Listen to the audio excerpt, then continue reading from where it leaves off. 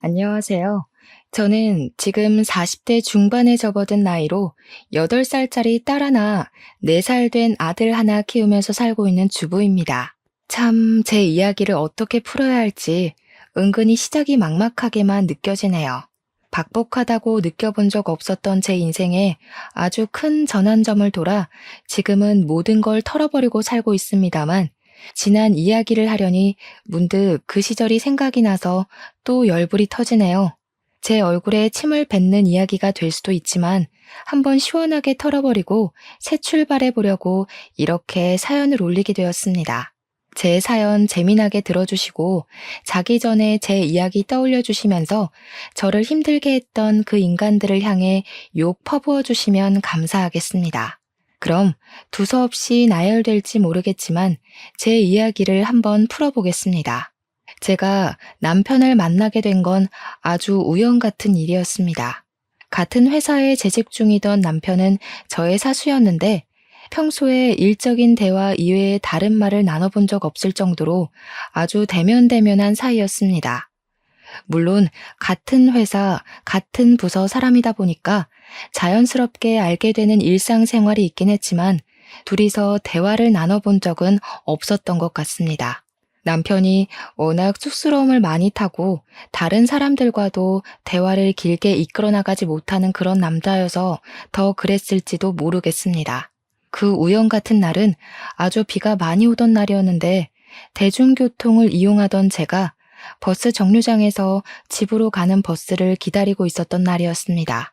보통 버스 정류장 앞에는 하수구가 있기 마련인데 담배꽁초로 인해 막혀버렸는지 물 웅덩이가 고여 있었습니다.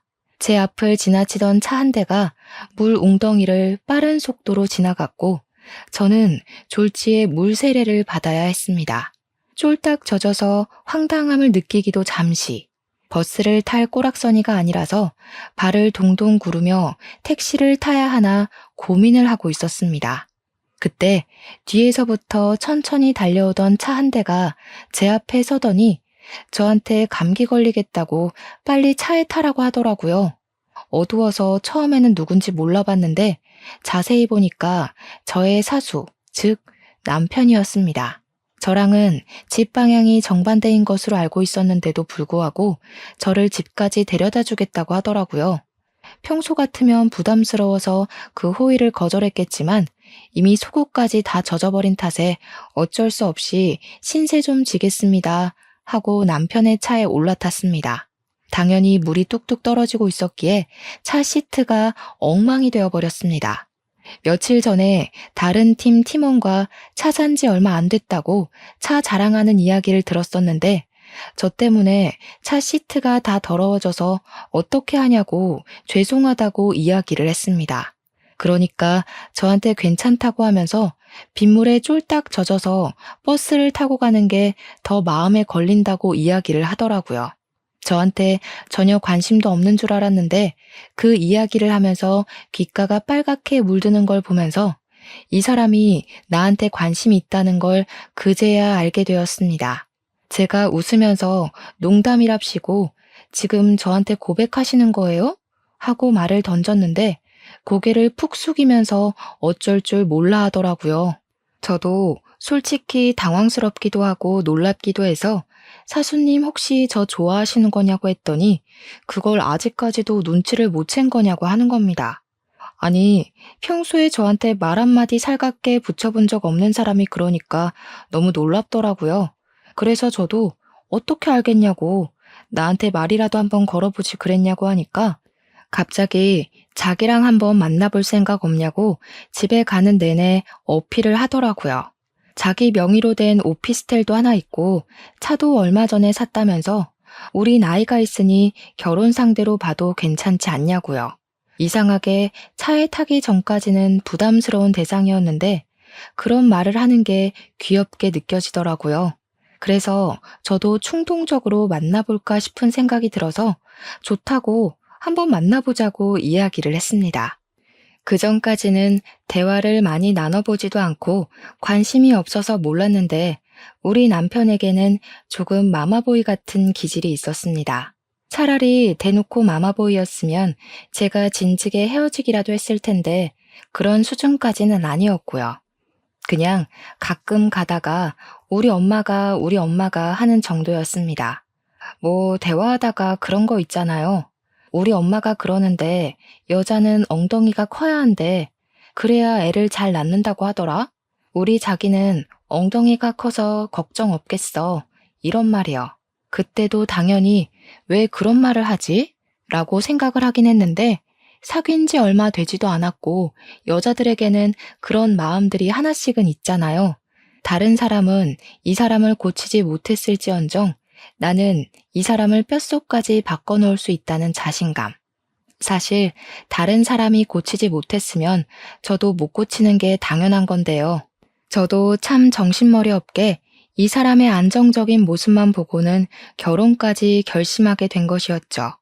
나이가 있고 사내 커플이다 보니까 헤어져야겠다는 생각은 아예 해보지도 않았고요. 눈 떠보니까 어느새 식장에 걸어 들어가고 있더라고요. 시댁은 저희 부부를 지원해줄 만큼 넉넉한 형편은 아니었습니다. 시부모님 두 분이서 편의점을 운영하고 있었는데 자리는 꽤 좋은 곳이었으나 매출 자체는 높지 않았거든요. 남편은 악착같이 월급을 모으고 모아서 본인 명의로 오피스텔도 구매하고 차도 산 것이었습니다. 그걸 어찌나 저에게 어필을 해대던지 시모가 우리 아들 경제관념이 정말 좋다면서 저에게 은근히 물어보시더라고요.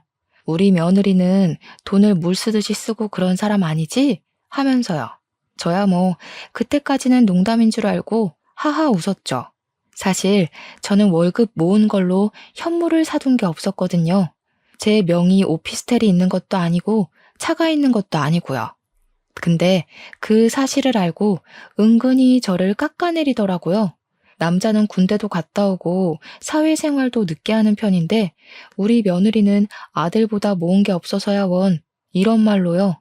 시부모님은 편의점을 운영하면서 부지런하게 살고 있다고 아르바이트생도 최대한 안 쓰려고 노력하는 편이라고 하셨습니다. 그러면서 저에게 은근히 가끔 우리 편의점 일도 도와주고 할 수 있지? 그래야 예쁨 받는 며느리가 되는 거라고 하셨죠. 그 말을 듣는데, 이 결혼을 해야 하는 게 맞나? 하는 생각이 들기도 했습니다. 그러던 와중에 우리 아버지께서 수제 구두를 만들어 파시는 일을 하셨었는데, 거래하던 업체가 대금도 주지 않고 도망가 버리는 바람에 갑자기 빚을 지게 되셨습니다. 아버지의 잘못은 아니었지만 아버지에게 재료를 공급해 주시는 사업장의 대금을 받아서 경비 처리를 해드려야 했는데 그 돈이 사라졌으니 어쩔 수 없게 된 것이었죠. 저는 남편에게 우리 결혼을 조금 미뤄야 할 것 같다고 조심스럽게 이야기를 하게 되었습니다. 아버지의 사업이 갑자기 좋지 않게 되었으니 어쩔 수 없다고 하니 남편이 이럴 때일수록 결혼을 더 빨리 해야 한다는 겁니다. 제가 성질을 살짝 부리면서 돈이 없는데 어떻게 결혼을 하느냐 했죠. 그러니까 당장은 집이 좁을지는 몰라도 아이가 없으니 자기 오피스텔에서부터 신혼생활을 시작하면 되지 않겠냐고 하더라고요. 저희 가족이 살고 있던 집도 잔금을 하청업체 사장님들께 보내줘야 해서 팔기일보 직전이었거든요. 저 하나 사라지게 되면 우리 부모님께서 쓰실 집만 구하면 되니까 부담이 오히려 덜하겠다 하는 생각이 번뜩 들었던 거죠.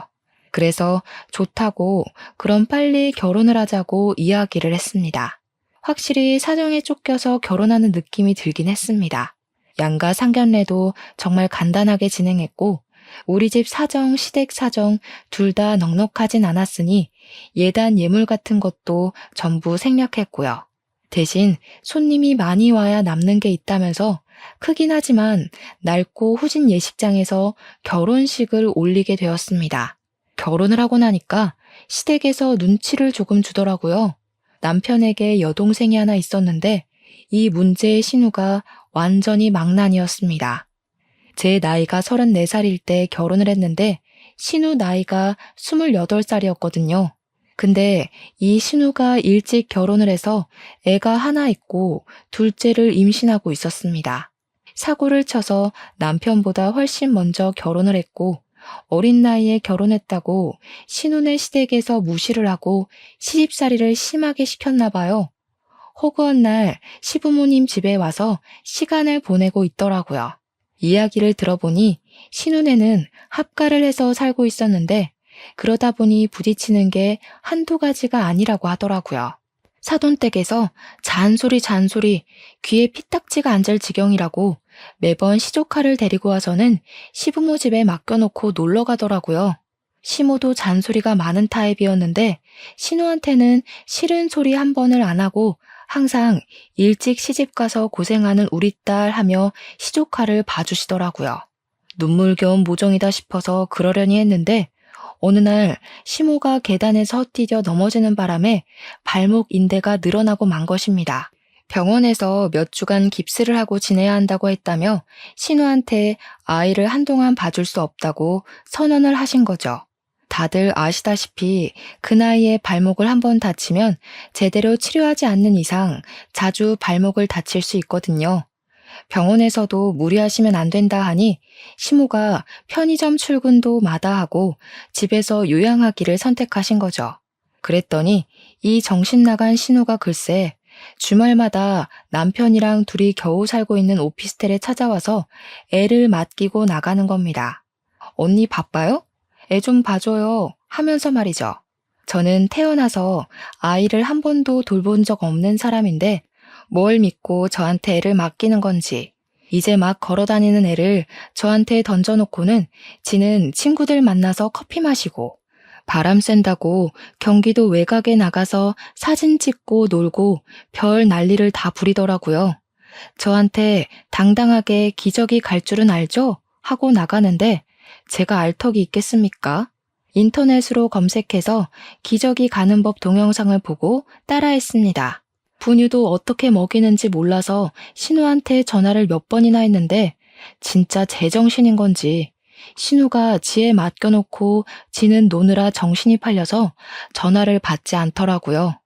태어나서 처음으로 맘카페라는 곳에 가입을 해서 글을 올려서 물어보고 먹였다니까요.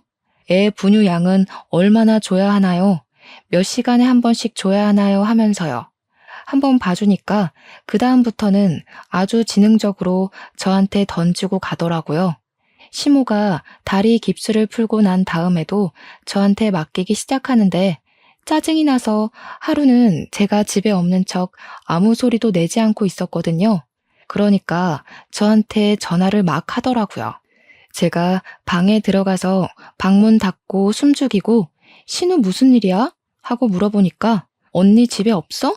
하면서 짜증을 확 내더라고요.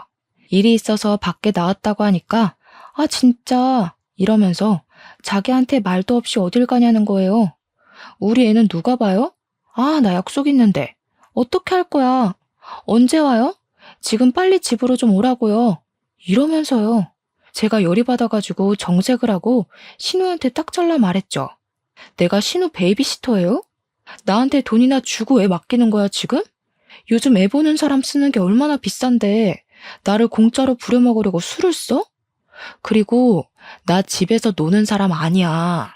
신우네 오빠처럼 바깥일하는 사람이야. 같은 회사 다니고 있는 거 몰라서 그래요? 오늘 집에 안 들어갈 거니까 그런 줄 알고 애는 신우가 봐요.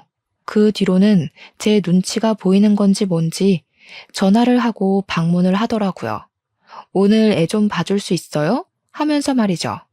물론 그 뒤로 제가 애를 봐줬다면 정말 호구였겠지만 저도 지능이 있는 사람인데 애를 봐줬겠어요? 매번 거절했죠. 저한테 서운하다. 둘째 출산하면 밖에 나가지도 못할 텐데 이럴 때 놀아야지 언제 놀겠냐. 징징거렸지만 제 동생도 아니고 제 딸도 아닌데 제가 희생할 필요는 없잖아요. 신우한테 저도 주말에 일이 있어서 바쁘다. 나도 쉬고 싶다. 나 애 볼 줄 모른다. 애 다치면 누가 책임지냐 하면서 피했죠. 자기도 숨통 좀 튀어야 하지 않겠냐. 하루만 봐달라 울고불고 하길래 남편한테 네가 가운데서 중재 좀 하라고 했더니 남편이 그제야 나서더라고요. 신우한테 우리가 시조카 부모냐고 하루 봐주는데 30만 원씩 주면 생각해 보겠다고 하니까 그 뒤로는 연락 없더라고요. 웃긴 게 올케인 나한테는 졸라도 친오빠한테는 찍소리도 못하대요. 나가 놀고 싶다던 신우는 시간이 흘러 둘째를 낳았고 한동안은 몸조리 하랴 신생아 보랴 바빠서 조용했습니다. 결혼한 지 1년쯤 지났을 때였는데 저희는 여전히 오피스텔에서 살고 있었습니다. 우리 아버지는 제가 결혼 자금으로 모아두었던 돈으로 급한 불을 끈 상태로 성실하고 꾸준하게 일을 계속하셨습니다. 노력을 하신 결과 다시 모든 거래를 회복하고 이전과 같이 돌아가실 수 있게 되었습니다. 오히려 위급한 상황에 자신의 이익보다 거래처에 대한 신뢰를 지킨 덕분인지 거래가 늘어난 상태였습니다. 결혼 자금을 사업 자금으로 빌려 썼다는 부분이 계속 걸리셨는지 아버지께서 저한테 슬슬 아이도 가져야 하고 이사도 가야 하지 않겠냐고 물어보시더라고요. 그냥 지금 생활에 적응돼서 그런지 괜찮긴 한데 아이를 가지려면 이사를 가야 할 것 같다고 솔직하게 말을 했죠. 그러니 아버지께서 이번에 아주 큰 건이 들어왔는데 이것만 잘 해결되면 집 구할 돈 충분히 보태줄 수 있을 것 같다고 하셨습니다. 저도 아버지의 사업이 다시 안정을 찾은 지 얼마 되지 않아서 생각은 한번 해볼게요 하고 대답을 하긴 했는데 글쎄 제가 덜컥 임신이 되고 만 것입니다.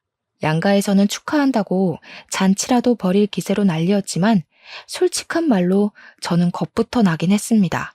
오피스텔이 분리형 원룸이긴 했지만 방음이 잘 안 돼서 애 키울 만한 환경은 아니었거든요. 그래서 남편과 저는 상의 끝에 조금 무리를 하더라도 대출을 받아서 이사를 가기로 결정을 했습니다. 그때 구세주처럼 저희 아버지께서 정말로 크게 도와주셨습니다. 덕분에 전세 대출을 무리하지 않고 받을 수 있었고 우리는 드디어 방이 2개 있는 소형 아파트에 전세를 얻을 수 있었습니다. 저는 만삭 때까지 열심히 일을 했고요. 임신 8개월 차가 되면서 배가 많이 내려와 급하게 육아휴직을 내게 되었습니다. 제가 육아휴직을 내자마자 신우가 저한테 연락이 와서는 이제 쉬지 않냐고 자기랑 같이 놀러 가자고 하더라고요. 애 둘을 데리고 집에만 있으려고 하니까 답답해 죽겠다면서 저도 곧 출산을 하고 나면 한동안 바깥 구경 못할 텐데 같이 공원이라도 놀러 가자고 하더라고요. 돗자리 펴놓고 책도 보고 낮잠도 좀 자고 놀다가 오자고 저를 막 조르는데 저도 좀 혹하긴 했어요. 신우한테는 말이 통하지 않는 애가 둘이나 있다는 사실을 까먹고 덥석 그 자리에 나가게 된 것이죠. 신우의 첫째 아이는 4살이었고 그때 마침 배변 훈련을 하는 중이라면서 기저귀를 차지 않고 나왔더라고요. 어린이집에 다니고 있었는데 거기서는 화장실을 잘 가린다나 어쩌나 저야 뭐 애를 낳아본 적이 없으니까 그런가 보다 하면서 있었죠. 근데 둘째 애는 돌이 아직 안 된 아기였거든요. 둘째가 배가 고프다고 울고불고 해서 공원에 힘겹게 도착하자마자 돗자리를 펴고 분유부터 먹이고 있었습니다. 정신이 하나도 없어서 당기는 배를 부여잡고 돗자리에 딱 앉는 순간 첫째 애가 쉬 이러더라고요. 제가 신우한테 첫째 조카가 쉬가 마렵다는데? 하니까 저보고 지금 둘째 분유 먹이고 있지 않냐고 언니가 애 데리고 화장실 좀 다녀오라고 하더라고요. 애가 쉬가 마렵다는데 네가 해 하면서 미룰 수가 없으니까 일단 화장실을 찾아 나섰죠. 근데 이 허허 벌판 같은 공원에 공중 화장실이 한 개도 보이지 않더라고요. 놀래서 공원 근처에 있는 카페에 들어가서 화장실 좀 쓸게요 하니까 직원이 한숨 푹 쉬면서 음료를 주문해야 화장실을 쓸 수 있다고 하더라고요. 아기가 많이 급하다고 그래서 먼저 갔다 와서 계산을 하겠다고 하니까 직원이 저한테 얄짤없이 주문하고 가시라고요 하는 겁니다. 제가 아이스 아메리카노 하나 주세요 하고 카드를 주려고 하는데 글쎄 첫째 조카가 바지에 그냥 쉬를 싸버린 겁니다. 카페 바닥에 오줌이 졸졸졸 떨어지는데 아르바이트생도 으악, 저도 으악, 다 같이 얼음이 되어버렸죠. 조카애는 어쩔 줄 몰라서 눈물이 터지기 일보 직전인데 아르바이트생이 인상을 팍 쓰면서 아줌마가 치우세요 하더라고요.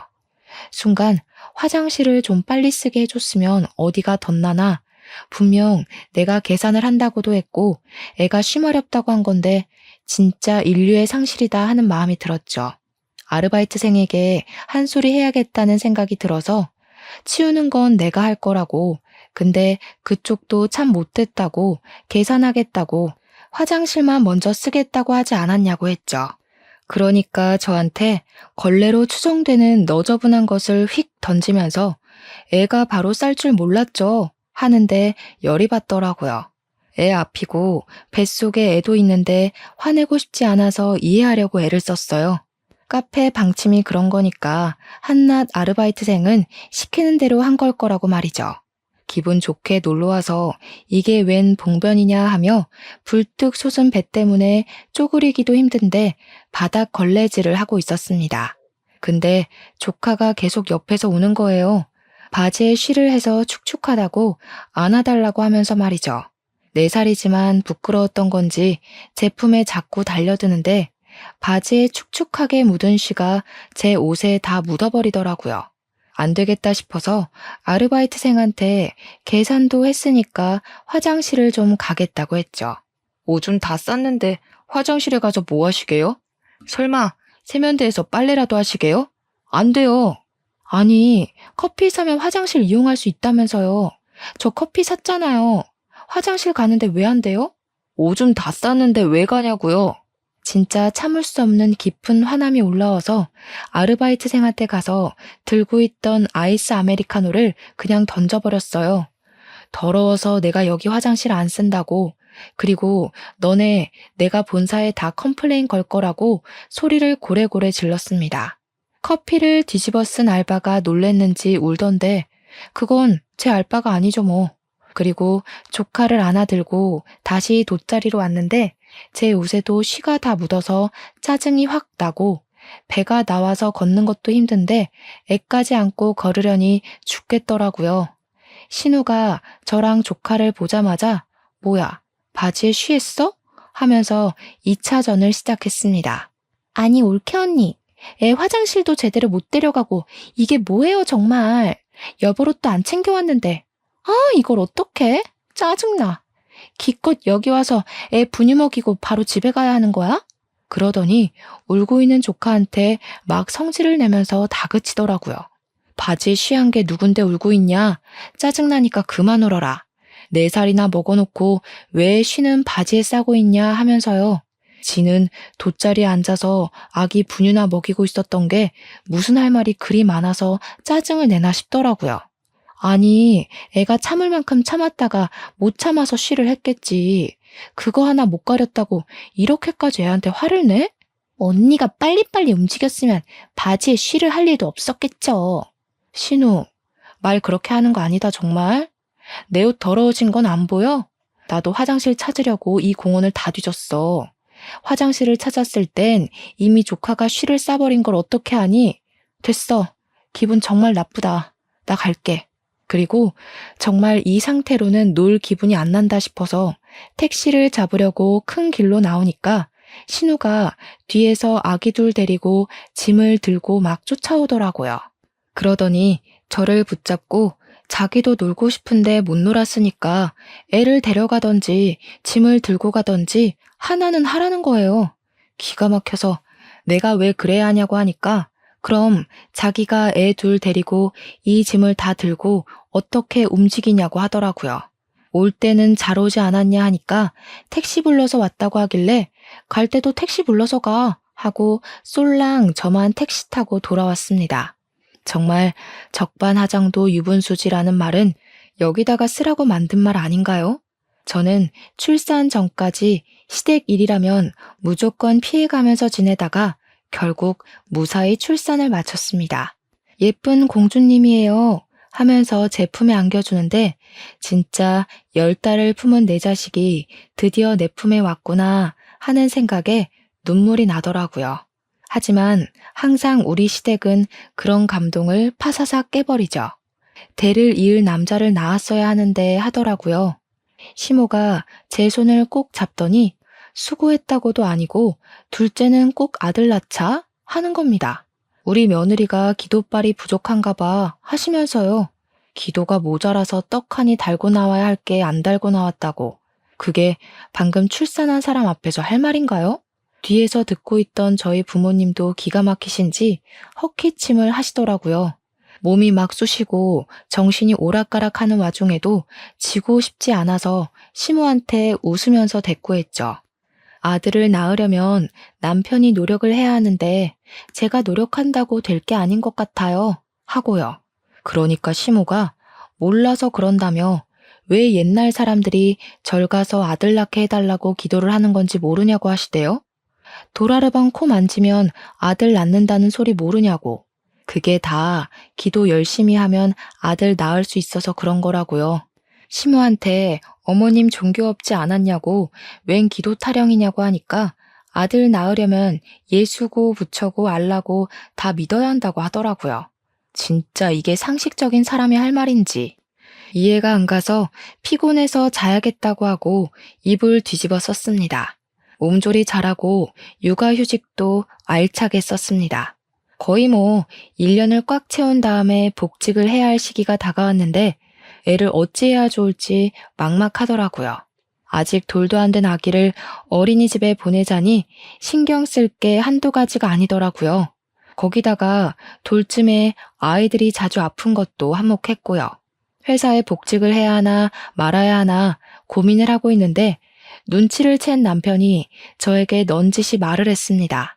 자기가 승진도 했고 월급도 이전보다 올랐으니까 육아에 집중을 하는 것이 어떠냐고요. 집 대출금도 우리 아빠가 도와주신 덕분에 잘 갚고 있으니까 회사를 그만둬도 괜찮을 것 같다고 하는데 솔직한 말로 경력 단절된 여성이 되고 싶진 않았습니다. 근데 또 우리 아이를 두고 출근을 하자니 그게 눈에 밟혀서 안 되겠는 거죠. 일이냐 육아냐 정말 며칠을 고민하다가 결국에는 사표를 내게 되었습니다. 집에서 본격적으로 육아맘으로서의 생활을 시작하게 되었죠. 처음에는 정말 좋았습니다. 날이 다르게 성장을 해가는 우리 아이를 보면서 뿌듯하기도 하고 신기하기도 했고요. 근데 시간이 지나니까 집에서 살림만 하는 제가 너무 초라해 보이고 우울함도 찾아오고 하더라고요. 애는 점점 말을 안 듣지, 저는 집 밖으로 나가지도 못하지. 사회생활하는 남편이 너무 부럽더라고요. 아이가 4살쯤 되었을 때 저도 일을 하고 싶다는 생각이 들었는데 때마침 어린이집에서 대기가 빠졌다고 아이를 입소시킬 거냐고 물어보더라고요. 냉큼 하겠다고 이야기를 하고는 이력서를 썼습니다. 그런데 애석하게도 경력이 단절되어 버린 여자를 써주는 회사가 없더라고요. 면접을 볼 수 있는 기회조차 오지 않았습니다. 더욱 저를 힘들게 만들었던 건 둘째를 임신하게 되었고 저는 회사에 취직할 수 없는 여자가 되어버렸습니다. 둘째를 출산하는 과정은 첫째보단 순탄했지만 저를 집어삼킨 우울감은 더욱 깊어지게 되었습니다. 둘째마저도 돌이 지나고 두 아이 모두 어린이집에 들어갈 수 있게 되자 하루하루를 무기력하게 살아가는 와중에 시모가 제안을 했습니다. 편의점에서 심심풀이로 아르바이트를 해보는 게 어떠냐고 하셨어요. 긴 시간은 아니고 아이가 어린이집에 가 있는 동안에만 해보라고요. 월급은 편의점 아르바이트생들이 다 거기서 거기로 받으니까 최저시급 맞춰주겠다고 하시더라고요. 최저시급을 받으면서 일해본 게 언제더라 싶었지만 그거라도 벌어야 활력이 생기겠다 싶어서 하루에 6시간씩 주 5일 근무를 했습니다. 오전 10시부터 오후 4시까지 딱 아이들을 어린이집에 맡겨둘 수 있는 시간이라 좋다고 했죠. 그전까지는 신경을 안 써서 몰랐는데 시몬의 편의점이 위치도 좋은데 이상하게 매출이 별로 안 나온다 싶긴 했거든요. 알고 보니까 시부가 출근을 하면 편의점 앞 파라솔에 앉아서 담배도 피우고 친구들이랑 바둑도 두고 맥주를 마시고 있더라고요. 어느 누가 그런 편의점에서 물건을 사고 싶겠습니까? 다들 길 건너에 있는 다른 편의점을 가더라고요. 그러면서 장사가 안 되네 어쩌네 하니까 제가 기가 막힌 거죠. 하루는 보다 보다 안 되겠다 싶어서 시부한테 바둑을 두고 싶으면 저쪽에 있는 공원에 가시라고 했죠.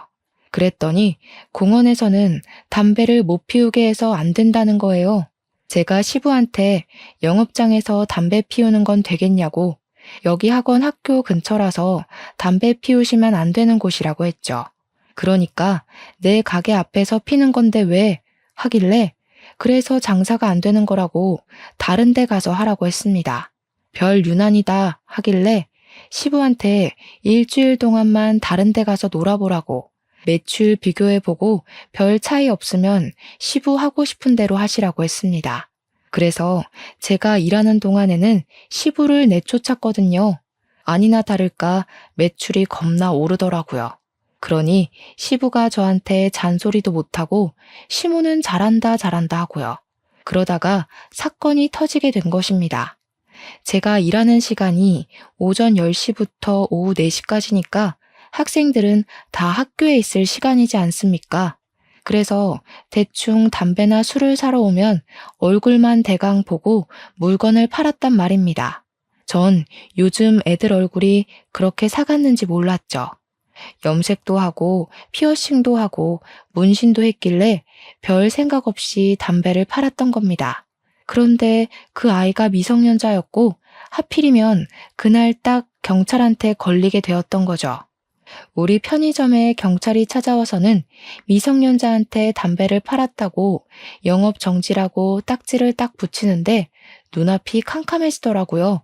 제가 경찰한테 억울해서 보시라고, 머리 염색도 하고 문신도 있고 낮 시간대에 와서 당당하게 담배를 사가는데 내가 어찌 알겠냐고 했습니다.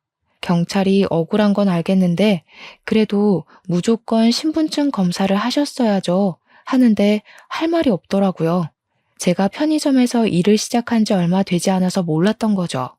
저한테 매출이 올랐다고 복덩이라고 어화둥둥 해주시던 시부모가 한순간에 돌변을 하는데 그것도 기가 찼고요. 신분증 검사를 안 해서 일주일이나 영업정지를 먹었는데 어떻게 할 거냐고 닥달을 하대요? 네가 매출 다 물어낼 거냐? 다른 건 몰라도 냉장식품들 유통기한은 어떻게 할 거냐? 네가 폐기물 다 떠안고 가라. 네 월급에서 까겠다 하면서요.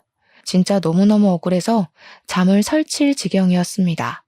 제 월급 고스란히 시부모가 꿀꺽하는데 더럽고 치사해서 일을 그만두고 싶다는 생각을 하게 되더라고요. 그래서 저 일 안 하겠다고 하니까 무책임하다고 하면서 갑자기 그만두면 알바는 어디서 구하냐고 저한테 생각이 없대요. 신우 시키라고 했더니 시부는 애 봐야 해서 바쁘다고 변명을 하대요. 신우 애가 우리 애보다 더 큰데 걔네도 다 학교 다니고 어린이집 다니는데 뭐가 문제냐고 했죠. 그러니까 신우는 애가 워낙 병약해서 이런 일 하면 안 된다고 하는데 기가 차서 웃었습니다. 저는 뭐 이런 일에도 괜찮은 사람이라는 건지. 아무튼 저는 편의점 일을 그만두고 다시 한번 이력서를 뿌리면서 취업 준비를 했습니다.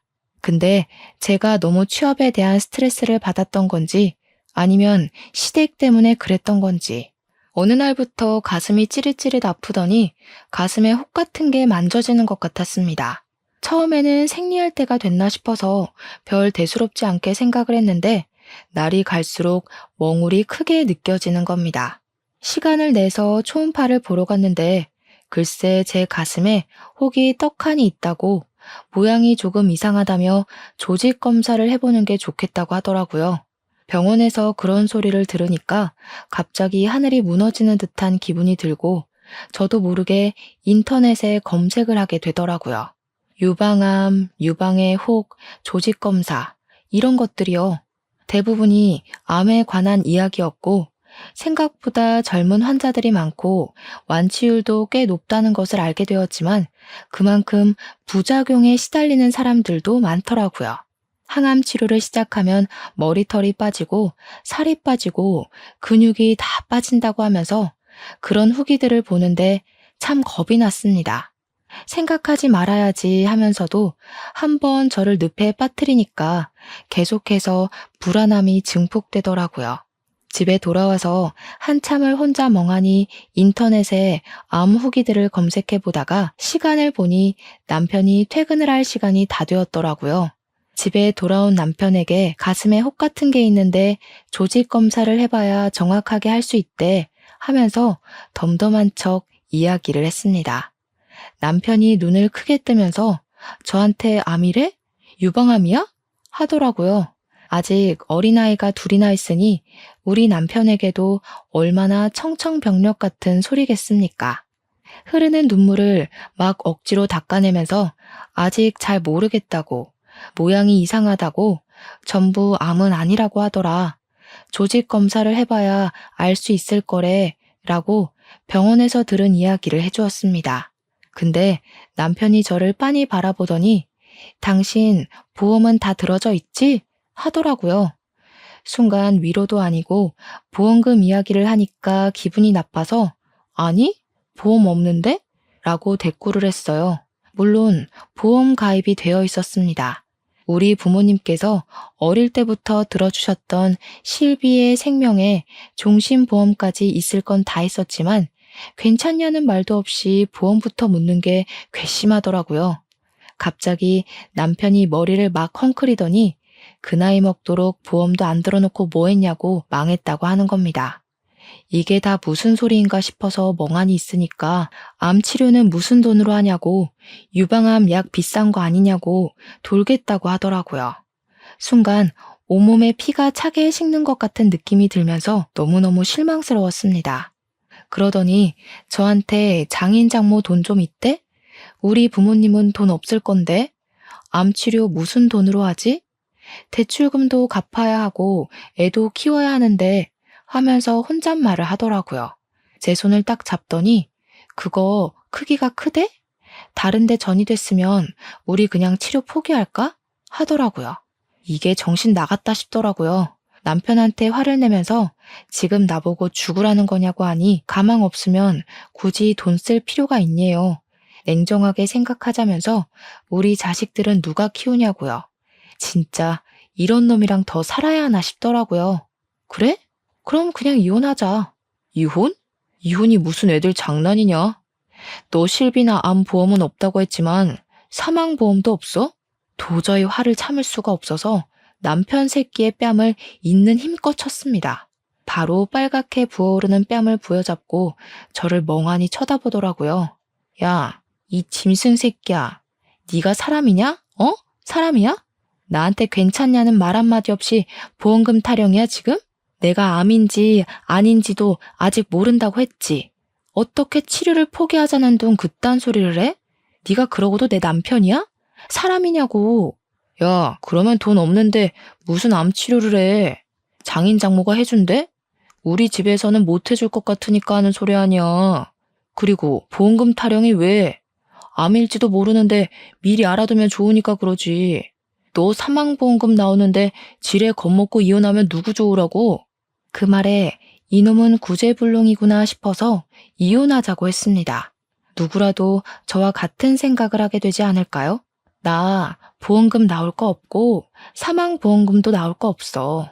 어차피 우리 자식들 어떻게 크는지 너 관심도 없었잖아. 내가 키울 거니까 이혼하자 우리. 암이든 아니든 이혼하자고. 누가 무서울 줄 알고? 나도 혼자 사는 게 편해. 아들이든 딸이든 유방암 유전되면 어떡하냐? 나 병수발 못 든다. 저는 그런 남편의 반대쪽 뺨도 때려버렸습니다. 지금 우리 자식들 유방암 걸리라고 저주를 하는 것도 아니고 어떻게 저런 소리를 할 수 있는 건지 저는 그 길로 짐을 싸서 친정으로 왔고 남편에게는 이혼 도장 찍어줄 테니까 서류 작성해서 오라고 했습니다. 싹싹 빌면 봐줄까 싶기도 했는데 진짜 정신 못 차리고 이혼 서류 들고 집으로 찾아왔더라고요.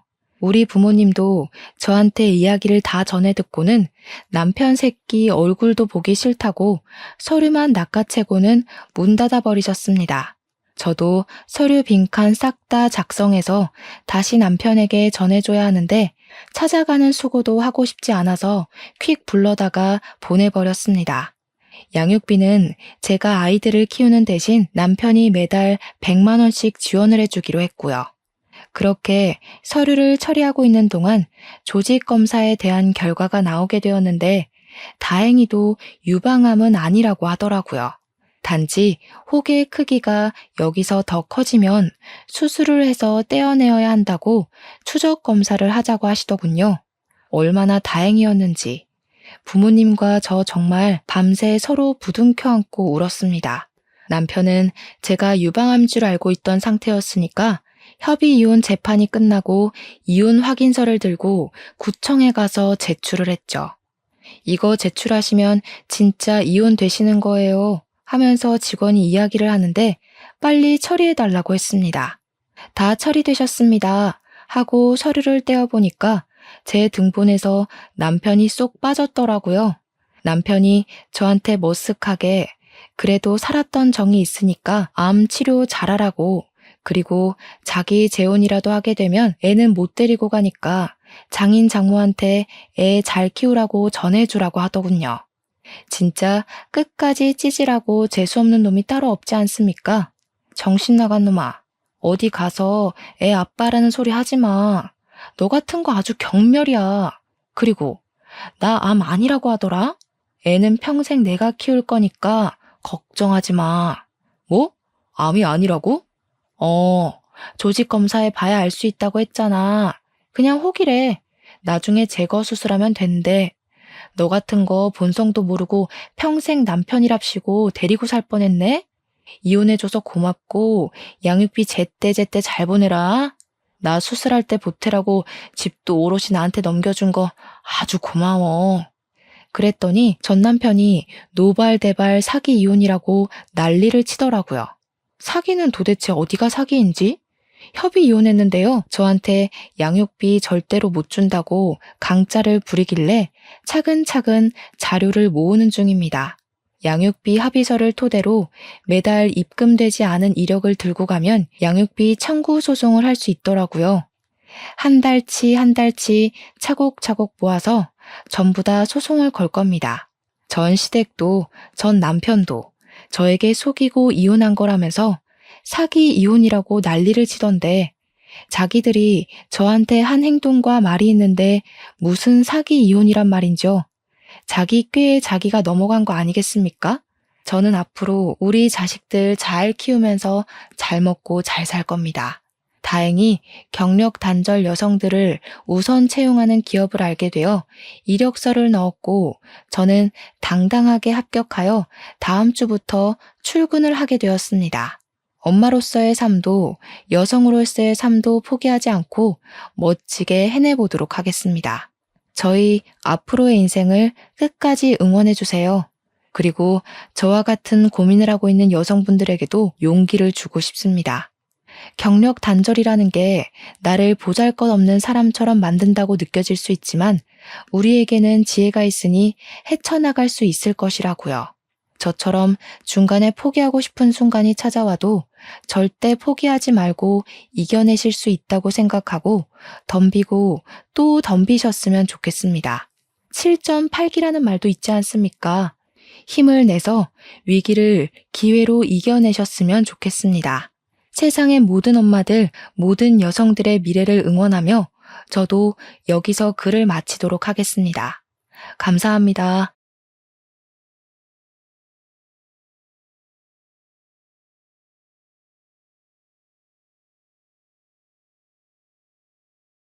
안녕하세요. 저는 40대 홀몸입니다. 날이 좋아서 아들이랑 가까운 공원으로 소풍을 다녀왔다가 저녁 늦게 컴퓨터를 켜봅니다. 제 사연도 소개가 되면 좋을 것 같아서 올려보려고 해요. 글 쓰는 재주가 없어서 제 이야기를 잘 풀어놓을 수 있을지는 모르겠지만 문장 속에 깃든 가슴 아픈 마음을 봐주시면 좋겠습니다. 제 나이 20대일 때 첫 직장에서 6살 많은 남편을 만나게 되었어요. 제게는 남편이 첫사랑이었는데 남편이 저랑 만날 때부터 결혼을 생각했다고 하더라고요. 그 마음이 영원히 변치 않을 마음일 줄 알았던 저는 남편을 받아들였고 그렇게 자연스러운 순서를 밟아 결혼을 하게 되었습니다. 제가 30대로 들어섰을 때 결혼식을 올렸어요. 결혼을 결정했을 때 양가 집안 형편이 크게 다르지 않아서 어른들로 인해 결혼 반대에 부딪히는 일은 딱히 없었습니다. 남편은 결혼을 약속하기 전 제게 제주도에서 살고 싶다고 한 적이 있어요. 결혼을 하게 되면 서울 직장 그만두고 제주도로 내려갈까 하는데 제 허락이 필요하다고 하더라고요. 멀쩡한 직업을 왜 그만두냐고 물었더니 우리 가정을 위해서 좀 더 돈 되는 일을 하고 싶다네요. 그래서 미리 알아둔 일자리가 있는데 학교 선배가 제주도에서 하는 뱃일이 돈이 좀 된다고 해서 그걸 해볼까 한답니다. 저보고도 일 안 해도 된다고 아이 갖고 육아만 해달라고 하길래 그때만 해도 저는 순수하게 남편을 의지만 했어요. 그래서 저 또한 일을 그만두고 남편과 함께 생전 발 들여본 적 없는 제주도로 내려가 살게 되었습니다. 저희는 제주도에 입성하고 머지않아 임신을 하게 되었어요. 사랑스러운 아들이었습니다. 남편은 약속대로 정말 열심히 돈을 벌었고 또 많이 벌었어요. 남편이 고생해주는 덕분에 경제적으로 어려운 점은 하나도 없었습니다. 다만 남편이 일 때문에 집에 오래 머물 수 없어서 신혼을 마음껏 즐기기는 어려웠어요. 저는 거의 홀로 산부인과를 다니고 홀로 몸조리를 했습니다. 남편한테 칭얼거릴 수도 없었어요. 남편이 저랑 아들을 위해 밤낮으로 애를 쓰고 있는 걸 알았거든요.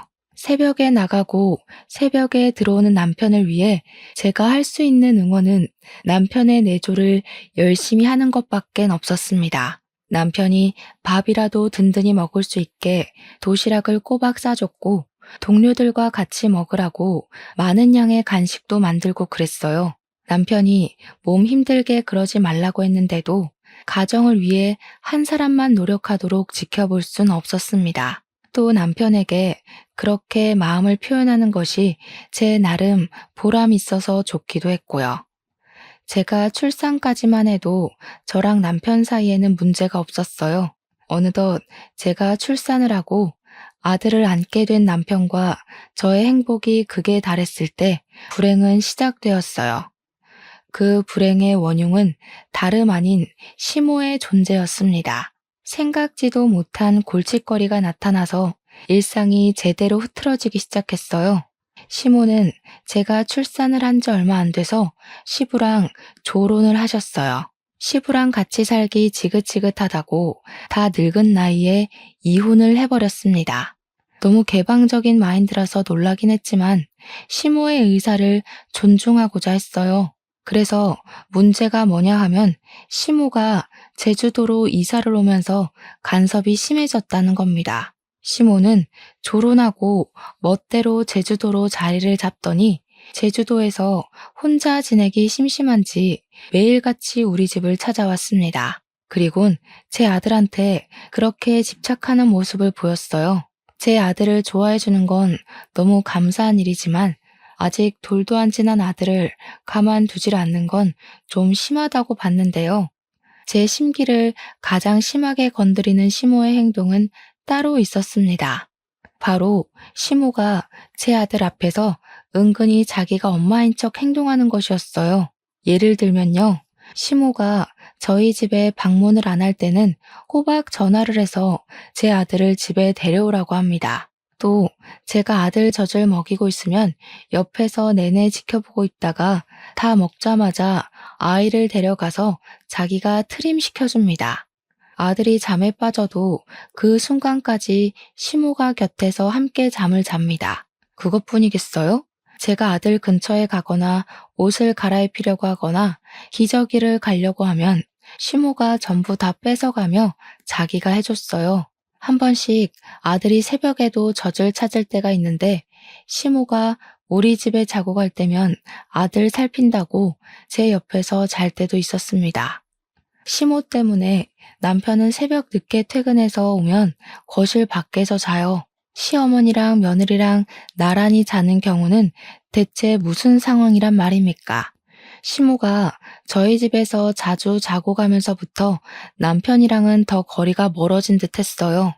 안 그래도 남편은 새벽에 퇴근하고 일찍 출근하는 사람이라서 둘이 같이 있을 시간이 별로 없는데 그 잠깐의 시간마저 시모가 빼앗는 바람에 저희는 얼굴을 마주할 시간이 아예 없어진 셈이었습니다. 시모가 알아서 육아해주면 아이 엄마 입장에선 편한 거 아닌가 생각하시는 분들 있겠죠. 그런데 이건 좀 다른 문제라는 걸 정확히 보셔야 합니다. 시모의 광적인 집착 때문에 아들이 시모만 찾는다면 이거 문제 아니겠어요? 자식은 부모와 상호작용을 하여 관계 형성되는 게 중요한데 아들이 시모 없으면 불안 증세를 느끼는 게 바람직한 육아의 흐름은 아니잖아요. 그래서 제가 참다 못해 시모에게 정중히 말을 해본 적도 있었어요. 시모가 어김없이 자고 가는 날이었고 자연스럽게 제 아들을 안고 방으로 들어가려길래 말로 시모를 붙잡았습니다. 어머님, 오늘도 주무시고 가실 거예요? 집에 안 들어가신 지 좀 되셨지 않아요? 그래도 사람 사는 집인데 공가처럼 썰렁하게만 두면 먼지 많이 쌓일 텐데요. 내 일은 내가 알아서 잘하니까 신경 쓰지 마. 그리고 우리 손자가 이 할미 좋다고 안 떨어지려는데 어떡하겠어? 왜? 넌 내가 자주 자고 가는 게 불편하냐? 시애미가 다 해주면 감사하게 생각해야지. 너는 가서 쉬어라. 심심하면 내 아들 먹을 음식이나 해놓던가. 이때 제가 느낀 기분이 뭔 줄 아십니까? 그 순간 제가 마치 대리모가 된 기분이었어요.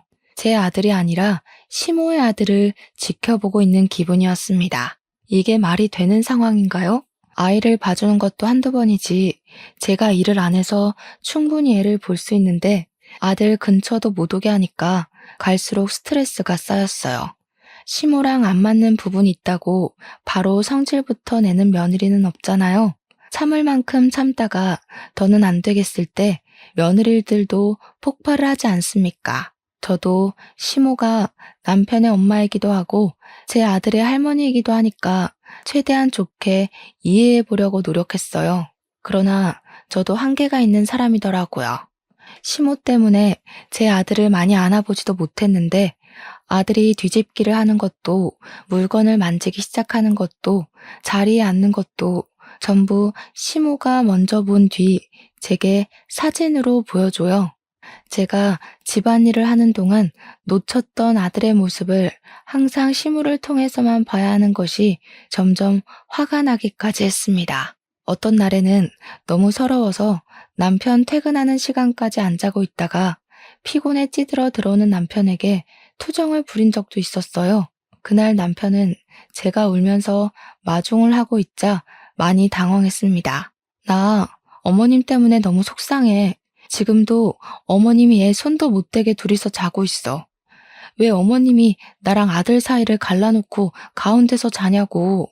계속 이대로 지내야 되는 거면 나 못 견딜 것 같아. 당신이 어머님한테 말 좀 해주면 안 돼? 그랬어? 알았어. 내가 엄마한테 잘 말해볼게. 아마 엄마는 당신한테도 도움될 거라 생각하고 그런 걸지도 몰라. 내일 내가 엄마랑 대화해 볼 테니까 울지 말고. 남편도 그 부분에 대해서 문제를 느끼긴 했었는지 제게 굉장히 미안해했고 제 눈치를 봤습니다. 그날 밤은 저를 다독여주느라 자는 시간을 조금 빼앗기기도 했어요. 그게 미안해서 저도 조금 자고 일어나 남편이 좋아하는 음식으로 도시락을 준비해서 출근을 보냈습니다. 남편 말대로 남편이 시모한테 말은 해본 것 같았어요. 하지만 남편은 시모의 드센 성격을 이길 만한 위인은 못 되는 사람이었습니다. 시모는 오히려 제게 냉담한 태도를 보이면서 이전과 다를 바 없게 행동했어요. 불만이 있었으면 나한테 직접 말을 하지 그랬니? 그리고 내가 앞으로 살면 얼마나 더 산다고 손자 조금 안고 있는 걸로 그렇게 불만을 가져야겠어? 나 죽으면 네가 실컷 끼고 살 아들이잖아. 그 몇 년도 못 참아주니?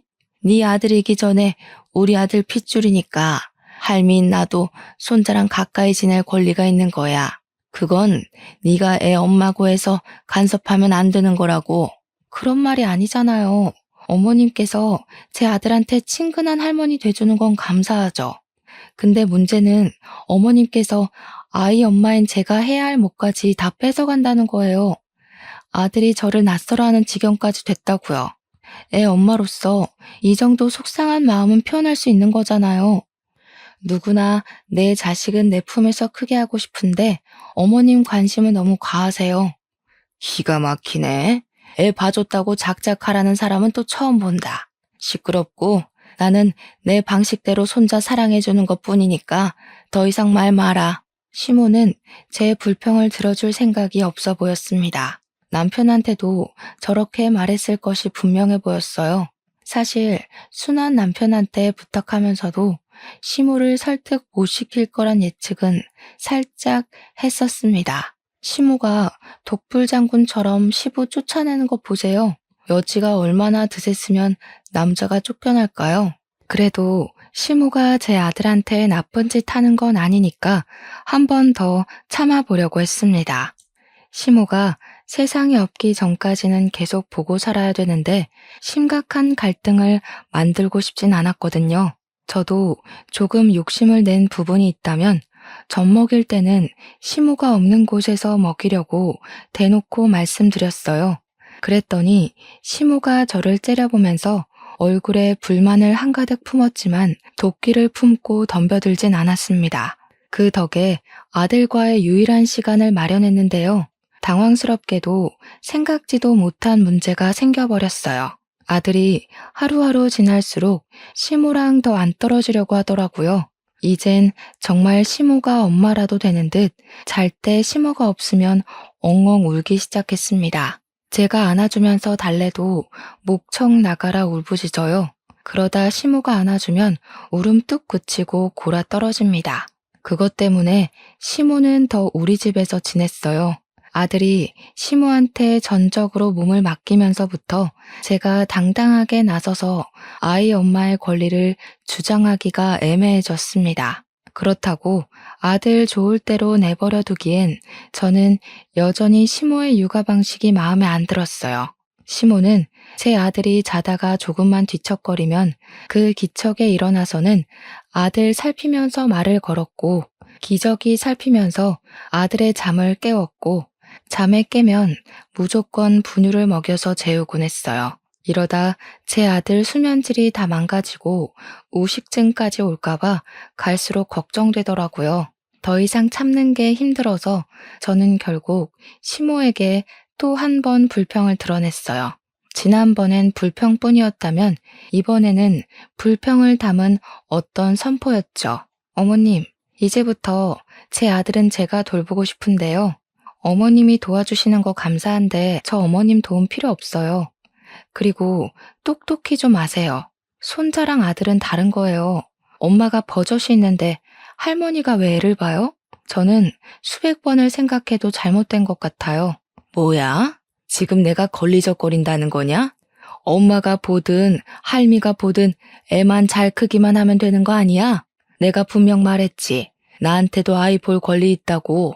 자꾸 권리 따지시는데 그렇게 따지면 그 권리를 가질 순위는 어머님보다 10개월을 품고 있었던 제가 우선순위 아닐까 싶은데요.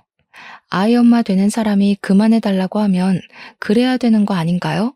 저 어머님 도움 필요 없으니까 앞으로는 집에 가서 주무시고 일주일에 두세 번만 와주세요. 제 말에 열이 받는지 얼굴이 달아오른 시모는 제게 하고 싶은 욕을 다 퍼붓고 집으로 돌아갔어요. 그 뒤로 삐쳤는지 우리 집을 아예 안 오더라고요. 근데 시모가 저 때문에 생긴 불평을 남편한테 전화해서 하소연했나 봐요. 새벽 늦게 들어온 남편이 저를 깨우더니 거실 밖으로 데리고 나오라고 하는 겁니다. 내가 요 며칠 엄마한테 시달리느라 더 피곤해. 당신도 엄마한테 불만 있으니까 내가 웬만하면 내 선에서 해결하려고 했거든? 근데 생각할수록 당신이 좀 더 심했다는 생각이 드네. 그래도 우리 애가 예뻐서 엄마가 그랬던 건데 꼭 그렇게 쫓아낼 필요는 없었잖아. 남편이 제게 차분차분 얘기하면서 한숨을 쉬는데 너무 서운하더라고요. 남편은 제가 시모 때문에 얼마나 스트레스 받았고 참아왔는지 잘 아는 사람이었어요. 그래서 적어도 중립은 지켜줄 거라 기대했는데 결국 남편은 저더러 시모의 행실을 참아달라고 얘기하고 있었습니다. 나는 어머님한테 그렇게 경고 준 거 후회 안 해. 어머님이 당신한테 얼마나 솔직하게 하소연했는진 모르겠는데 당신이 직접 안 봐서 그렇지. 지금 우리 아들이 어머님한테 엄마라고 부르게 생겼어. 어머님께서 딱 할머니 노릇만 해준다면 당연히 감사하지. 근데 그게 아니라고. 남편은 저와 시모 사이를 해결 볼 수 없다는 걸 직감했는지 결국 대답 대신 한숨을 쉬었고 그만 씻어야겠다며 더 이상의 대화를 회피하였습니다. 피곤한 남편을 상대로 심신까지 피로하게 만들고 싶진 않았는데 정말 미안했어요. 그 뒤로 저희는 은근하게 불편한 분위기로 지냈지만 그래도 저는 시모꼴을 꽤 오래 안 볼 수 있어서 마음은 편했습니다. 아들이 시모가 없어서 우는 것도 잘 달래니까 저를 엄마로 봐주더라고요. 모든 상처는 시간이 약이라는 말이 저희 가정에도 통하나 봐요. 서먹했던 남편과의 관계도 다행히 서서히 풀려갔습니다. 결혼 기념일에는 남편이 제게 꽃다발도 사주었고 이번에 시간 빼서 바람 쐬러 가자고도 하더라고요. 저는 한 번도 남편이 일하는 곳에 가본 적이 없었어요.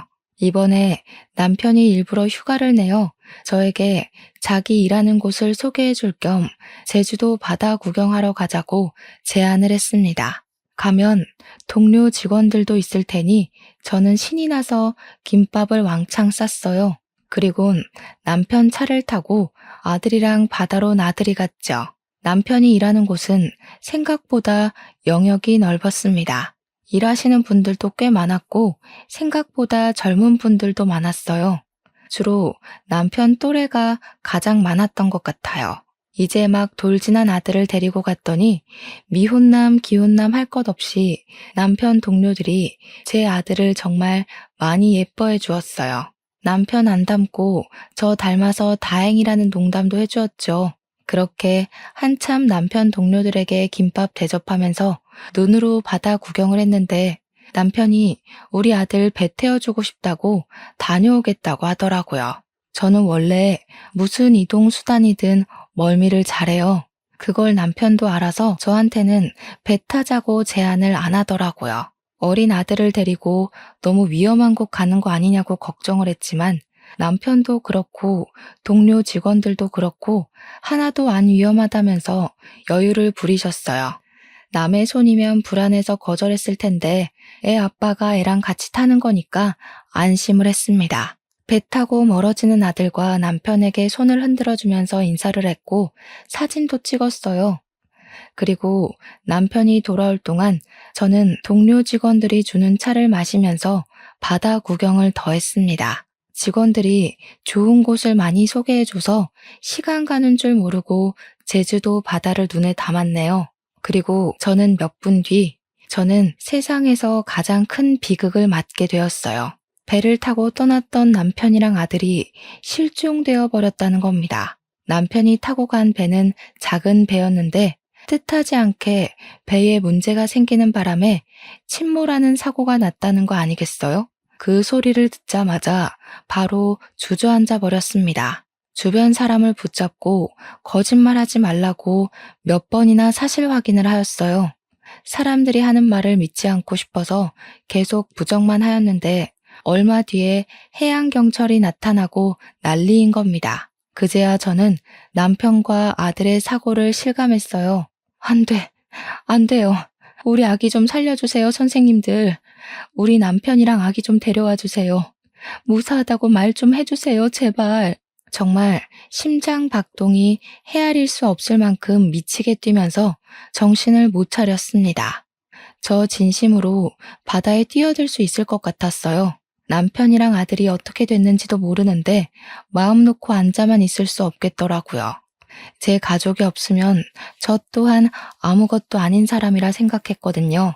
그래서 기다리지 못하고 무작정 선착장으로 달려가면 직원들이 저를 붙잡아 말리면서 괜찮을 거라고 달래주기도 했습니다. 정확히 남편과 아들이 어떻게 됐는지 듣기 전까지는 지옥이 따로 없었어요. 1분이 1시간처럼 느껴지는 그곳에서 저는 하염없이 눈물만 흘렸습니다. 할 수 있는 게 없었거든요. 그렇게 나중에 들려온 소식은 배는 건졌으나 남편이랑 아들은 찾을 수가 없다는 비보였어요. 그리고 저는 그대로 숨이 넘어가 기절을 해버렸죠.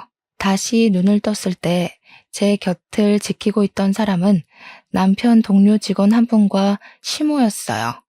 응급실이었는데 동료 직원분이 먼저 제가 의식을 찾은 걸 목격하고는 급히 간호사를 부르러 갔습니다. 그러자 시모가 뒤늦게 제 얼굴을 마주했는데요. 단단히 화가 난 얼굴이더라고요. 아직 입술이 떨어지기도 전인데 시모가 제 머리채를 먼저 잡아버리는 바람에 저는 억소리를 내고 말았어요. 네 년이 감히 내 아들이랑 내 손주를 죽여? 염치도 없이 왜 깨어났어? 그냥 이대로 너도 죽어버리지. 뭐하러 다시 살아나냐고. 너 같은 게 엄마냐? 너 같은 게 와이프야? 가족들 다 죽여놓고 무슨 낯짝으로 너만 살아나? 시모도 남편과 손자의 실종 때문에 충격이 큰 것 같았습니다. 그 모든 걸 제 탓하면서 머리채를 잡고 흔들었어요. 저는 시모 덕분에 그 끔찍했던 비보가 꿈이 아닌 사실이란 걸 다시 자각했죠. 시모는 모든 걸 제 탓하고 싶었을 거예요. 저도 남편과 아들을 잃은 게 제 탓이라고 생각을 했기 때문에 시모한테 반항도 못했습니다. 시모가 소란을 피우자 임직원들이 다 달려왔고 주위 환자들과 보호자들이 시선을 보냈어요. 시모는 그대로 직원들에 의해서 쫓겨났습니다. 저는 눈을 뜨자마자 다시 숨 넘어갈 듯 눈물을 흘렸어요. 동료 직원이 제 흥분을 진정시켜주면서 곁을 지켜주었는데 동료 직원분 아니었으면 무슨 도구든 찾아내서 극단적인 선택을 해버리지 않았을까 싶습니다. 응급실에서 겨우 정신만 차리고 나서 귀가를 했어요. 그때까지도 동료 직원분이 함께 해주었죠. 그날 이후로 제 머릿속이 시끄러운 것처럼 저의 환경도 180도 엉망으로 변해버렸어요. 완전 화가 난 시모가 우리 집에 하루가 멀다 하고 들이닥쳤거든요. 집에 와서는 저에게 손찌검을 하고 물건으로 두들겨 패고 우리 집 가구를 부수고 난동을 부렸습니다. 그러면서 저더러 나가 죽으라고 저주를 퍼부었어요. 저더러 사람 목숨 앗는 귀신이라고 부르기도 하더군요. 시모는 저 때문에 아들이랑 손자 잃었다고 원망을 그렇게 많이 했습니다. 말했다시피 맞다고 생각했어요. 그래서 처맞으면서도 변명 못했고 덤벼들 수 없었습니다. 나 때문에 남편과 아들이 죽었다는 거 완전히 아니라고도 못하니까요. 그저 모든 게 제 탓이니 시모 말대로 처맞고 세상을 뜨고 싶기도 했네요. 저는 그렇게 울면서 제주도에 틀어박혀 시간만 보냈습니다.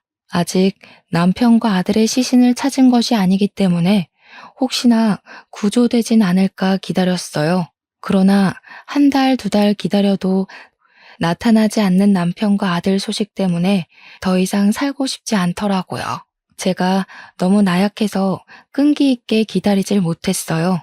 그래서 어느 날 새벽 저는 바닷가로 향했고 바닷속 어딘가에 있을지 모를 남편과 아들을 생각하면서 몸을 내던지려고 했습니다. 그런데 그때 저를 막아준 사람이 있었는데요. 바로 남편 동료였습니다. 마침 새벽 근무였나 보더라고요. 남편 동료는 남편이 사고 난 당일에 저를 가장 적극적으로 말리고 위로해줬던 사람입니다. 그는 기절한 저를 응급실에 데려가 주었고 깨어날 때까지 곁을 지켜준 사람이었으며 또 응급실에서 자해를 할 뻔했던 저를 구해준 사람이기도 했어요. 아직 확실한 소식도 안 났는데 이렇게 약한 생각하면 어떡해요? 왜 죽으려고 하는 건데요? 남편이랑 아들 살아 돌아올 때까지 이 악물고 버텨야지. 나만 어떻게 그래요? 남편이랑 아들은 숨도 못 쉬고 바다 안에 있을 텐데 어떻게 나만 잘 자고 잘 먹고 사냐고요. 그냥 죽게 두세요. 남편이랑 아들 없이는 살기 싫어요. 그 사람은 저를 끝까지 놓아주지 않았습니다. 계속해서 약한 생각하지 말라고 혼쭐만 내주었어요. 저는 결국 아무것도 못하고 바다 앞에서 실랑이만 버리다가 결국 서럽게 울었습니다. 그 이후로 그 사람은 제가 죽을까봐 걱정이 되는 건지 매일같이 우리 집을 찾아와 줬습니다. 저를 데리고 억지로 밥을 먹이고 억지로 잠을 재우고 집안일까지 손수해 주었어요. 그러는 동안에도 저는 정신을 못 차리고 죽지 못해 사는 사람처럼 그렇게 지냈죠. 그렇다 보니 시모도 그 사람을 볼 수밖에 없었는데요. 그 남자가 우리 집을 들락날락거리자 시모는 건수 하나 더 잡았다는 듯 제게 회심의 일격을 날렸습니다. 제 귀싸대기를 때린 거죠.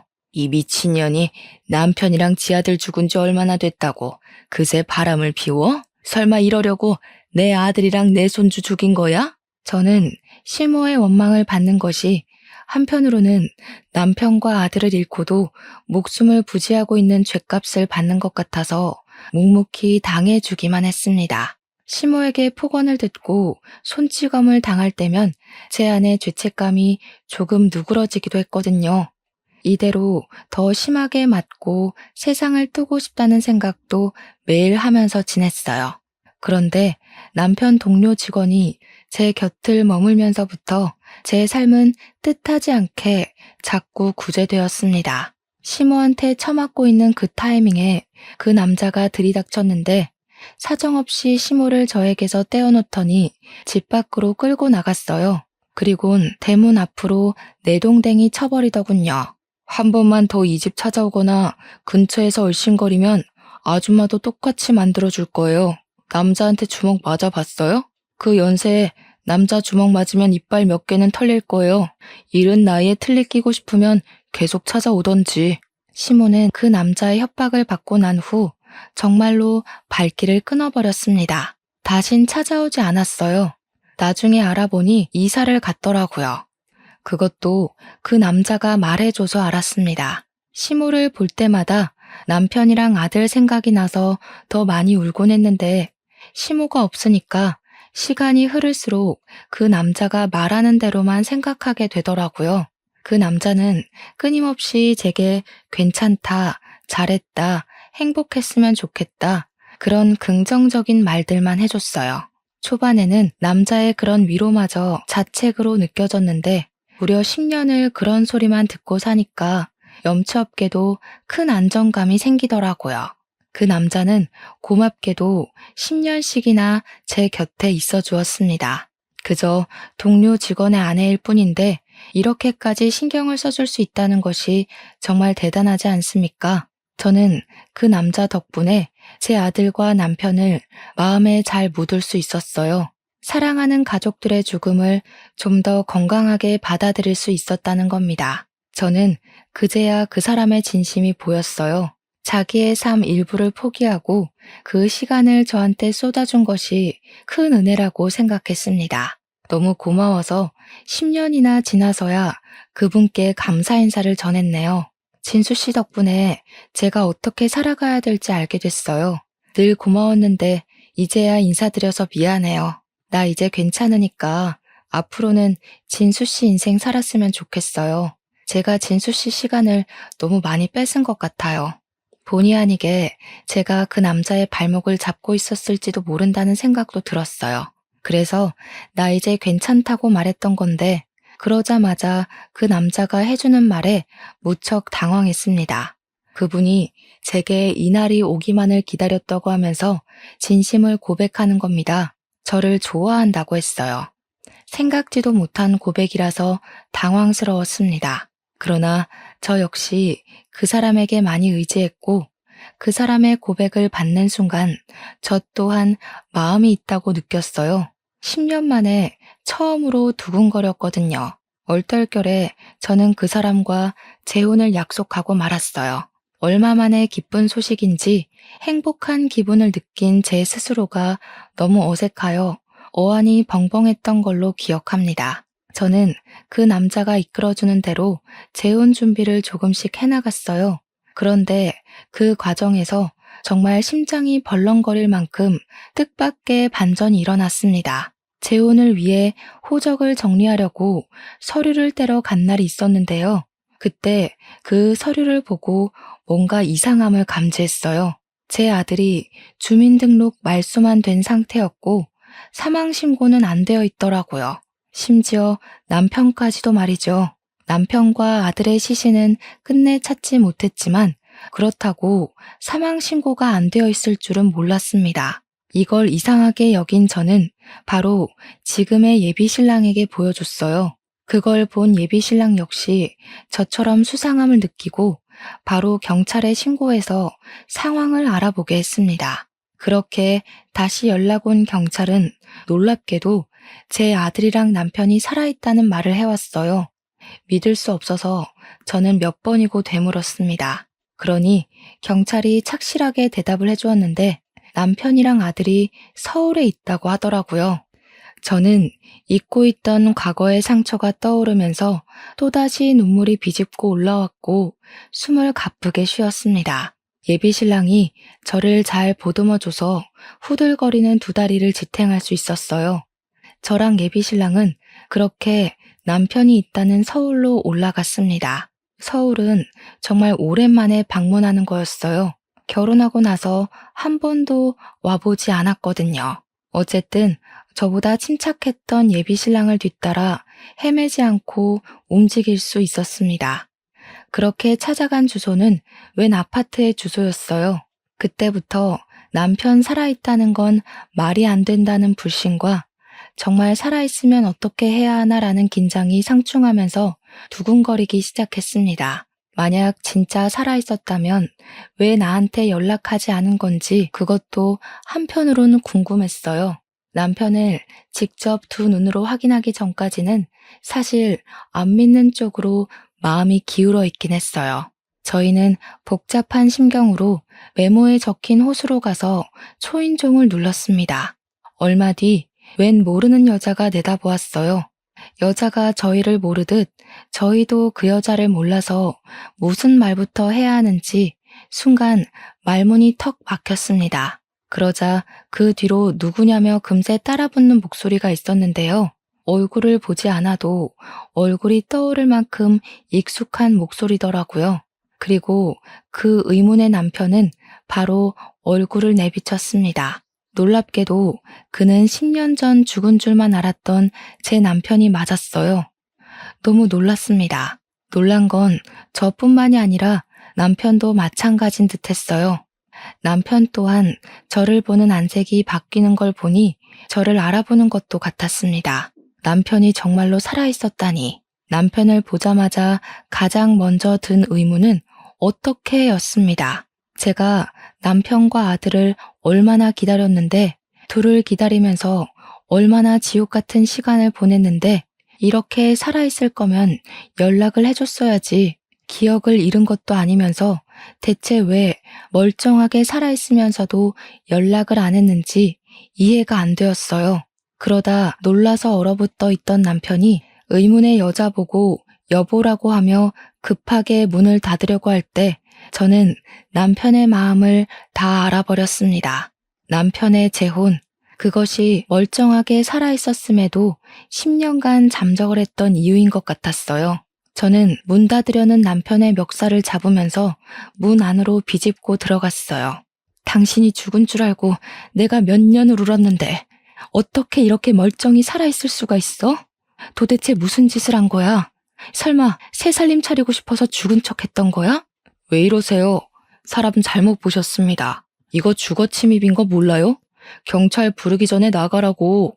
남편은 뒤늦게라도 시종일관 모른 척하며 부인으로 보이는 그 여자를 방에 보내려고 했습니다. 그러자 그 여자가 상황의 심각성을 눈치챘는지 한마디 내뱉더라고요. 당신 전처 죽었다고 하지 않았어? 이분이 당신 전처되는 분이야? 익사사고로 죽었다더니 설마 거짓말이었어? 익사사고라. 남편 재혼녀의 말로 인해서 우선 남편이 저를 속였다는 것은 증명이 되었어요. 그러고 보니 남편이 제 도장을 마음대로 훔쳐가 멋대로 이혼 서류에 도장을 찍은 줄도 모르고 있었네요. 어처구니가 없어서 저도 더 따졌습니다. 익사사고로 연기한 건 당신 아니냐고 소리를 쳤죠. 그러자 남편은 저한테도 해명하고 지 부인한테도 해명하느라 완전 반정신이 나가 있었어요. 저를 모른 채 하는 건 금세 포기를 했는지 저를 시한폭탄 대하듯이 밖으로 밀어내더라고요. 밖에 나가 있으면 다 설명해 준다고 말이죠. 10년이나 거짓말을 쳐놓고 고작 한다는 말이 나중에 설명해 주겠다니 참 기가 막혔습니다. 남편이 저를 버리고 재혼을 했다는 것도 알았고 남편 마음엔 제가 애초에 없었다는 것도 알아버려서 남편의 변명 따위는 들을 필요가 없어졌어요. 다른 거 다 쓸데없고 저는 당장 제 아들을 눈으로 확인하고 싶었습니다. 근데 아무리 둘러봐도 아들로 보이는 아이가 이 집안에 없는 겁니다. 마음이 조급해져서 다시 남편을 붙잡고 따졌어요. 내 아들 안 죽었지? 내 아들 어딨어? 설마 새 살림 차릴 거라고 내다 버린 거야? 당장 말 안 하면 저 사진 속에 있는 네 새끼도 똑같이 만들어버릴 줄 알아. 우리 아들보다는 어리지만 그래도 유치원생 정도로는 보이는 여자애가 찍혀있는 가족 사진이 거실 벽에 덩그러니 걸려 있었습니다. 제가 어린애로 협박을 하자 남편 재혼녀가 더 놀라서 남편을 재촉했어요. 결국 남편은 제 아들이 어디 있는지 실토를 하게 되었죠. 남편이 망설이면서 겨우 입 밖으로 꺼낸 사실은 저를 또 한 번 무너지게 만들었습니다. 남편 하는 말이 제 아들은 시모랑 따로 살고 있다고 하더라고요. 그 소리를 듣는데 얼마나 소름이 끼쳤는지 몰라요.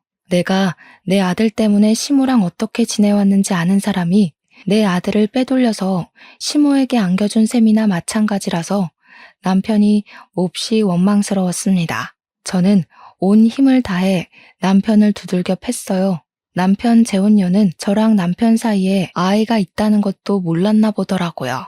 제가 남편을 원망하며 두들겨 패는데 옆에서 충격받아 주저앉아 있기만 했습니다. 그러거나 말거나 저는 남편을 잡아 끌면서 당장 시모가 있는 곳으로 앞장서라고 행패를 부렸어요. 흥분을 가라앉힐 수 없어서 소리를 고래고래 질렀습니다. 엉망진창이 된 상황에 겁을 먹은 남편은 저랑 예비신랑을 데리고 시모가 있는 곳으로 출발했어요. 도착한 곳은 황당하게도 웬 교회였습니다. 남편이 그곳에 주차하고 내리더니 교회 옆에 딸린 주택으로 저랑 예비신랑을 데리고 갔어요. 그리곤 초인종을 눌렀고 저는 또 한 번 심장을 부여잡았죠. 옆에서 예비신랑이 제 손을 끝까지 붙잡아 주기도 했습니다. 그렇게 얼마 뒤 문을 열고 나온 사람은 꽤 세월을 받은 시모였어요. 시모는 남편만 온 줄 알고 반겼다가 뒤따라 들어오는 저를 보곤 사색이 되었습니다. 안으로 들어갔더니 웬 목사가 남편을 아는 체 하면서 남편을 아들이라고 부르더라고요. 그걸 보니까 시모가 영감 목사랑 재혼을 했다는 걸 눈치챌 수 있었어요. 그리고 그때 토악질 나올 것 같은 시모보다 눈에 더 들어온 사람이 있었는데요. 한 10살쯤 되어 보이는 남자아이였어요. 저는 그 아이를 보자마자 제 아들이라는 걸 바로 알아봤습니다. 제 눈에서 눈물이 흐르는 줄도 모르고 아들을 바라봤어요. 아들은 당연히 저를 알아보지 못했습니다. 그저 낯선 사람들의 등장으로 눈치를 보더니 금방 방 안으로 들어가 버렸어요. 저는 그런 아들을 쫓아 방으로 따라 들어가려고 했습니다. 그런데 그때 시모가 제 머리채를 붙잡으면서 못 가게 막았어요. 어딜 가려고? 그 애, 네 애 아니야. 네 애는 10년 전에 물에 빠져 죽었잖아. 갑자기 나타나서 이게 무슨 행패야? 이제 내 아들까지 죽이려고? 시모는 제 아들을 자기 아들이라고 주장하기 시작했어요. 그 모습을 보니까 알겠더라고요. 시모는 제 아들을 훔쳐가 마치 자기 아들인 것 마냥 키우고 있었던 겁니다. 더 이상 제가 시모에게 맞아줄 이유는 없다고 생각했어요. 가족들이 죽은 게 아니라 제가 속은 거잖아요. 저는 여전히 제정신 아닌 것 같은 시모를 당장 밀쳐버리고 시모의 뺨따구를 사정없이 때렸습니다. 그러자 예전만큼 힘이 없던 시모가 그대로 구부러졌어요. 사람이 정신이 나가도 정도껏 나가야지. 어떻게 내 새끼 빼돌리려고 10년을 속일 수가 있어? 그래놓고 나더러 나가 죽으라고 그랬던 거야? 정작 나가 죽어야 될 사람이 누군데 당신들은 사람도 아니야. 내가 지옥을 살았던 것만큼 똑같이 느끼게 해줄게. 저는 집안 물건을 다 내던지며 부수기 시작했습니다. 시모가 비명을 지르고 목사가 경찰을 부르고 난리였어요. 그런데도 남편과 예비신랑은 저의 난동을 말리지 않았습니다. 남편은 말리지 못했다고 설명하는 게 맞겠네요. 그 와중에 방에 있던 아들은 방 밖을 내다봤다가 울음을 터뜨렸습니다. 정신 나갈 뻔했던 저는 그런 아들의 울음소리에 번뜩 이성을 찾았고 오들오들 떨고 있는 아들을 안아주면서 사과를 했어요. 엄마가 미안해. 우리 아들 이렇게 살아있는 줄도 모르고 엄마는 바보같이 죽으려고만 했었어. 정말 미안해. 이제 엄마랑 집에 가자. 저는 울면서도 아들의 눈물을 계속 닦아주었어요. 그리곤 아들 손을 잡고서 그대로 집을 나가려고 했죠. 그런데 시모가 손자 나가는 걸 어디 가만히 지켜볼 사람이겠습니까? 시모는 바로 제 아들 팔을 잡고 늘어지면서 아이를 넘어뜨렸어요. 그리곤 10년 전처럼 제게 폭언을 퍼부으며 발길질을 했습니다. 안 돼. 못 데려가. 내 새끼야. 이때까지 자식 없이 잘만 살아놓고 왜 지금에서야 나타나선 잘 살고 있는 애를 데려간다는 거야? 어차피 새로 시집 갈 거 아니야? 그럼 새로 애 낳고 살아. 이 애는 죽은 걸로 치고. 정신 나간 소리 하는 시모를 저는 더 이상 못 참고 아동 납치로 이 교회를 신고해버렸습니다. 발악하는 시모는 예비 신랑이 막아줬어요. 그런데도 시모는 반성은커녕 신고하는 제게 증거가 있냐고 따지면서 더 뻔뻔하게 나올 뿐이었습니다. 증거는 이미 남편과 내 아들이 살아있음으로 증명이 되는 거라고 박박 우기기만 했는데 그 순간 예비 신랑이 나서서 확실한 답을 주었어요. 내가 증인이에요. 내가 그때 그 사고를 다 기억하고 있고 사고로부터 10년이 지난 지금까지 쭉 저 녀석이 시키는 대로 하고 있었으니까요. 예비 신랑은 남편을 쳐다보면서 남편이 이 모든 걸 시키고 지휘했다고 말하고 있었습니다. 그건 저도 놀란 사실이라 아무 말도 못했어요. 그 순간 예비 신랑의 말이 사실이라는 건 조급했던 남편이 알아서 증명을 해주었는데요. 남편이 예비 신랑 붙잡으면서 비밀로 해주기로 하지 않았냐고 애원하기 시작하더라고요. 알고 보니 상황은 이러했습니다. 시모가 자기의 뜻대로 안 따라주는 제가 싫어서 남편과 손자를 빼돌릴 계획을 했고 그 과정을 남편도 동의하여 남편이 적극적으로 나서서 계획을 꾸민 거였어요. 배의 사고로 위장할 테니까 제가 물으면 그렇게 말만 해달라고 제 예비 신랑한테 부탁했다는 겁니다. 예비 신랑은 남편이 그저 동료라서 시키는 대로 했었는데 너무 고통스러워하는 저를 보곤 죄책감을 느껴 10년간 옆에서 붙어 있었다고 했어요. 그렇게 매일 붙어 있다 보니까 정말 마음이 생겼던 거라네요. 이제야 말해줘서 미안하다는 예비 신랑의 고백에 저는 주저앉아서 하염없이 눈물을 흘렸습니다. 그 사이 경찰이 와서는 남편과 시모를 아동 납치범 및 사기 죄명으로 붙잡았습니다. 그리고 이건 조사 과정에서 밝혀진 덤인데 그 교회가 헌금 횡령, 보조금 횡령 사실까지 드러나 버렸지 뭡니까? 시모 재혼남까지 구속이 되어버렸어요. 그 교회는 문을 닫게 되었죠. 그리고 저는 아들이랑 예비신랑과 함께 제주도로 내려왔습니다. 예비신랑에겐 정말 미안하지만 재혼을 다시 생각해보자고 말을 전했어요. 예비신랑을 많이 사랑하지만 제가 10년간 아무것도 못하고 죽을 것처럼 살았던 걸 제일 가까이서 봤으면서 그걸 긴 시간 묵인하고 있었다는 것이 너무 배신으로 다가왔거든요. 현재의 예비신랑은 이별을 통보한 제게 기다리겠다고 하면서 매일같이 집 앞에 찾아와 용서 구하는 편지를 넣고 갑니다. 예비신랑 또한 저를 많이 사랑하고 있다는 거 알고 있습니다. 충분히 느껴져요. 하지만 사랑하는 마음이 크기 때문에 배신감마저 더 크게 다가오네요. 예비신랑도 제게 걱정거리지만 일단은 저를 낯설어하는 아들을 우선적으로 신경 쓸 예정이에요. 엄마를 모르는 아들의 심정을 차근차근 보듬어 줄 것이고 완전히 틀어져 버린 모자 관계를 회복하고자 애쓸 겁니다. 제 시간이 이제야 다시 흐르는 기분이네요. 아들에게 못다 준 사랑을 갚으면서 살아가겠습니다. 제 사연은 여기까지예요. 들어주셔서 너무 감사드려요.